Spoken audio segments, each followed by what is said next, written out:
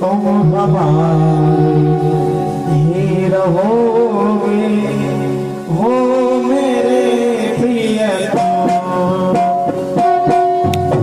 तुम हमारे हे प्रभु जी, तुम हमारे हो, तुम हमारे ही रहोगे, हो मेरे प्रियतम।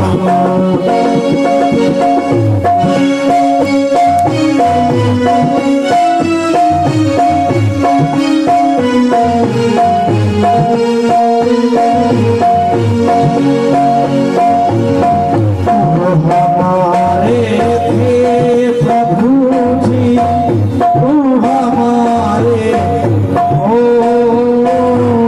तुम हमारे ही रहोगे, ओ मेरे प्रियतम।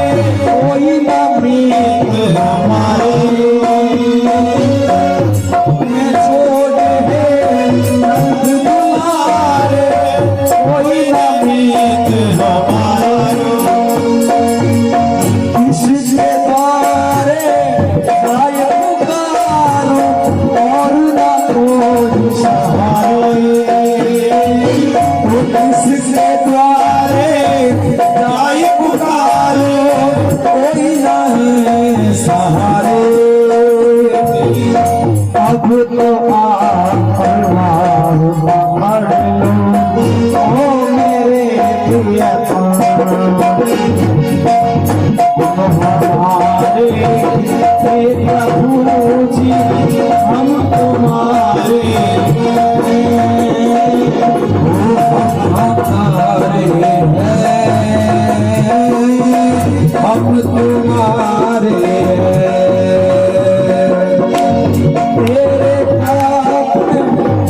जग छोड़ा, तेरे खातिर सब जग छोड़ा, तुम संग नाता जोड़ा, तुम संग नाता जोड़ा। एक बार प्रभु हंस कर कह दो, तू मेरा मैं तेरा। एक बार प्रभु हंस कर कह दो, तू मेरा मैं तेरा। साची प्रीत भागो, हो मेरे प्रियतम। हमारे हे प्रभु जी, तुम हमारे हो, तुम हमारे रहोगे, हो मेरे प्रियतम, हो मेरे प्रियतम। बोलिए सांवरे सरकार की जय हो, साधु दयाल महाराज की जय हो। तुम हमारे हैं प्रभु जी, तुम हमारे हो, तुम हमारे ही रहोगे। परमात्मा तो हमारा है, लेकिन हम परमात्मा के कब बनेंगे? जब परमात्मा के तुम बन जाओगे तो परमात्मा भी तुम्हारा बन जाएगा। तुम परमात्मा के बन जाओ कि प्रभु सब कुछ तेरा है, हम आपके हैं। इस बात का प्रमाण महाभारत में मिलता है कि जब पांडवों ने यज्ञ किया और उस यज्ञ की पूर्णाहुति के लिए एक बर्तन में दूध रखा गया, एक बर्तन में जल रखा गया और एक शंख रखा गया। भगवान ने कहा कि जब तुम्हारा यज्ञ पूर्ण रूप से निर्विघ्न समाप्त होगा तो ये दूध अमृत बन जाएगा, ये पानी दूध बन जाएगा और ये शंख अपने आप बजेगा। पांडवों के यज्ञ, ये बात आप सबको मालूम है, सब कथा सुनते हैं। और जब इतने साधु ब्राह्मण, करोड़ों साधु ब्राह्मण जीमते, उनको दक्षिणा देते, रोज भंडारा चलता, जब यज्ञ की पूर्णाहुति का मंत्र बोला जा रहा है और अभी भी न तो वो दूध का अमृत हुआ और न वो शंख बजा, जब युधिष्ठिर कहने लगा कि हे भगवान, यज्ञ की पूर्णाहुति होने जा रही, न तो शंख बजा और न ये दूध अमृत हुआ, ये क्या कारण है? भगवान बोले कि युधिष्ठिर, मेरा भगत कोई नहीं जीमा। बोले कि मेरा भगत कोई नहीं जीमा? महाराज, इतने संत ब्राह्मण, साधु ब्राह्मण जीव रहे हैं, रोज दक्षिणा दी जा रही है और आप कह रहे हो कि मेरा भगत कोई नहीं जीमा। भगवान बोले कि वास्तव में मेरा भगत कोई नहीं जीमा। बोले ये कैसे पता पड़े? कि ये तो तुम पूछ लो इनको। तो भीम को और अर्जुन को दरवाजे पर खड़ा कर दिया, भीम को गदा हाथ में लेके खड़ा कर दिया, भीम को धनुष बाण लेके खड़ा कर दिया। जब पंगत लगी, पंगत के बाद दक्षिणा दी गई, साधु ब्राह्मण सब दरवाजे से निकलने लगे तो भीम को और अर्जुन को गदा लिए और धनुष बाण लिए हुए देखा तो मन में थोड़ा सा शंका हुई कि आज भीम दरवाजे पर क्यों खड़ा, न जाने क्या बात है, क्या अपराध हो गया। डरते थे भीम भैया से सब। अब भीम जो भी निकलता वो भीम उसको पूछता है कि भाई तुम कौन हो। भगवान ने कहा कि केवल इतना पूछ लेना कि तुम कौन हो, बस इतना पूछना। तो भीम पूछने लगा कि भाई तुम कौन हो। तो ब्राह्मण देवता कहने लगे कि हम तो सनाड्य ब्राह्मण हैं, कोई कौन सा ब्राह्मण बताते हैं, कोई पता नहीं, अनेक दायमा ब्राह्मण है, ये ब्राह्मण है, वो अपनी गोत्र जाति वगैरह बताने लगे। संतों को पूछते हैं तो वो भी अपना अलग अलग संप्रदाय शाखा बताने लगे। जब सबको पूछा तो सबने अलग अलग बताया। कोई लोग कहने लगे कि हम तो राजपूतों के मंदिर के पुजारी हैं, कोई कहते हैं ब्राह्मणों के मंदिर के पुजारी, कोई कहता है कि हम तो मीणों के, मीन भगवान के मंदिर के पुजारी हैं, कोई कहते हैं कि हम तो कोई देवी देवता के पुजारी हैं, हम माता जी के पुजारी। किसी ने ये नहीं कहा कि मैं भगवान का हूं।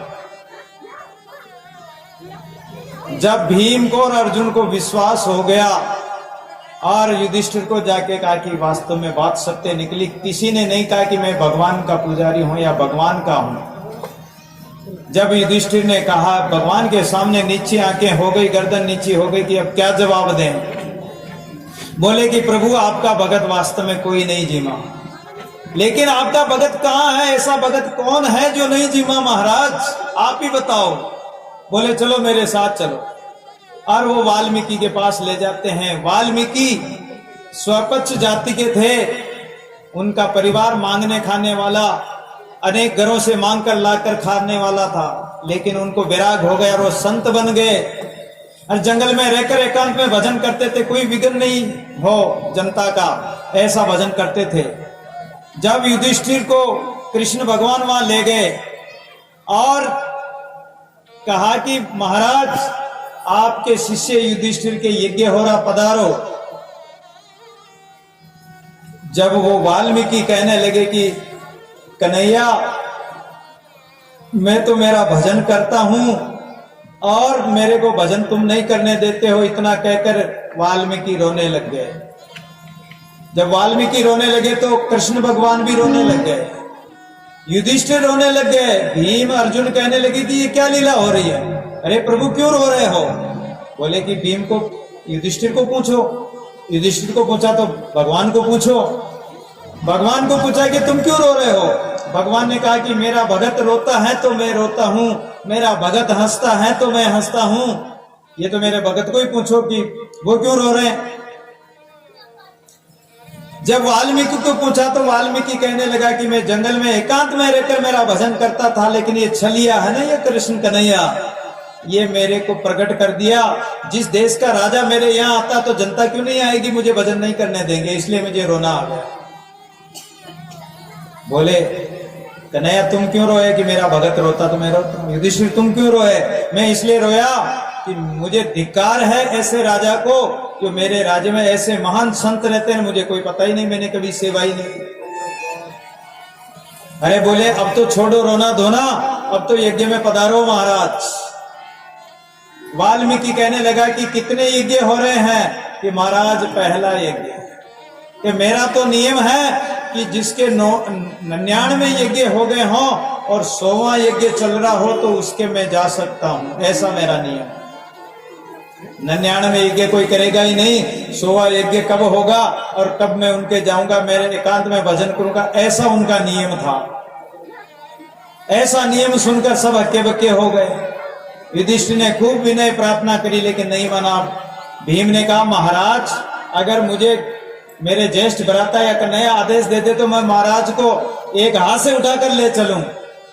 लेकिन वाल्मीकि उनके मन की बात को जान गए और बोले कि भीम भैया मैं बाद में चलूंगा लेकिन मेरी माला कुटिया में पड़ी, जरा माला लेके तो आओ।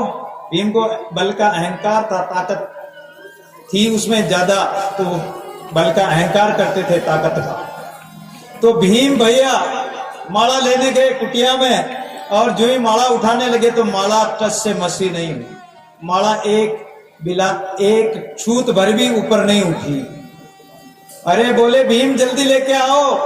अब वो माला उठे तो आओ। बोले माला उठ नहीं रही, तुम तो मुझे उठाकर अभी ले जाने वाले थे। एकदम भीम का अहंकार मिट गया, आकर चरणों में गिर गया, प्रभु आपको कैसे पता लगा? फिर उनसे प्रार्थना करी लेकिन नहीं माना, चले गए। फिर द्रौपदी ने कहा कि क्यों नहीं आए, तो द्रौपदी पैदल चलकर आई। संत मिलन को जाइए तज आपा अभिमान, ज्यों ज्यों पग आगा धरे त्यों त्यों यज्ञ समान।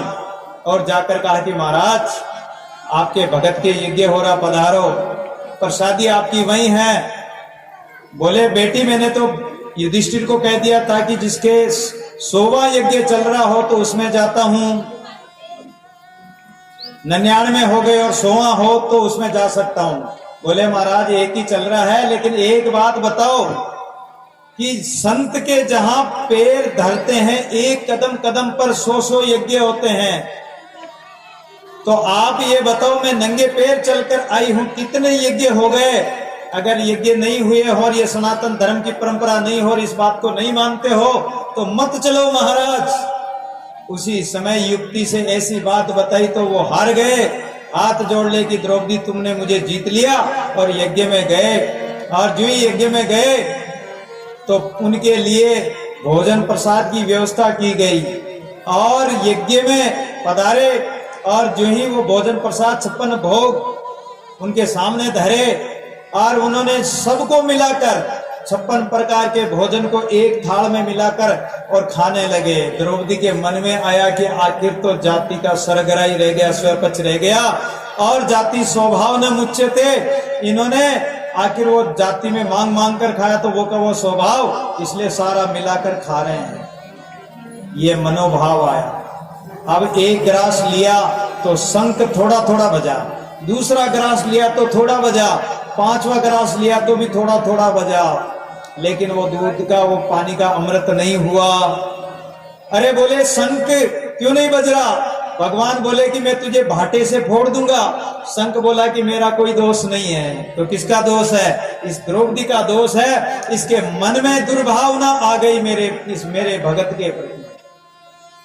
बोले कि दुर्भावना तो आ गई, मन को शुद्ध करके फिर 56 भोग बनाए, फिर भोग लगाया। जो ही पहला ग्रास लिया शंख बजने लगा, अखंड शंख बजने लगा और वो यज्ञ संपूर्ण हो गया। तो सज्जनों कहने का तात्पर्य यह है कि भावना शुद्ध हो, अंतःकरण शुद्ध हो, और हम चाहे भोग लगाएं, पत्रम पुष्पम फलम तोयम यो में भक्त्या परिचिति, भगवान को कुछ भी अर्पण करो, भक्तों की सेवा करो, संतों की सेवा करो, तो भगवान की सेवा हो जाएगी, परमात्मा की सेवा हो जाएगी।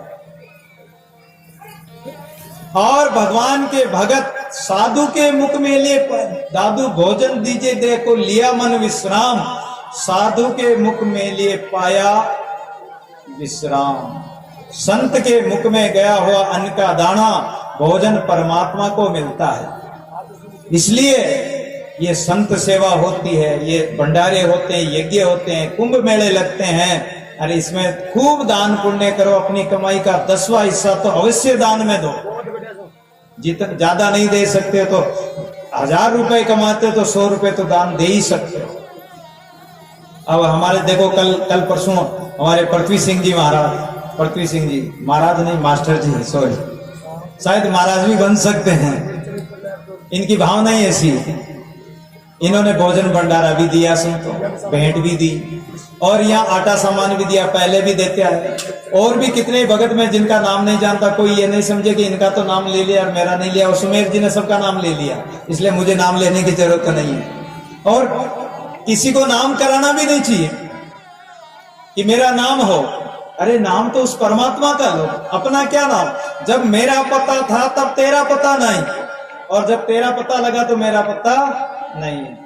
अगर अपना पता करोगे तो फिर रह जाओगे पीछे, अपना पता अपना नाम करना चाहोगे तो पीछे रह जाओगे, और परमात्मा का नाम लोगे तो तुम्हारा नाम हो जाएगा। आज ध्रुव प्रहलाद, कहां ध्रुव आकाश में, उनका नाम आज अमर है। प्रहलाद का नाम आज अमर है, अजामिल का नाम आज अमर है, नामदेव जी का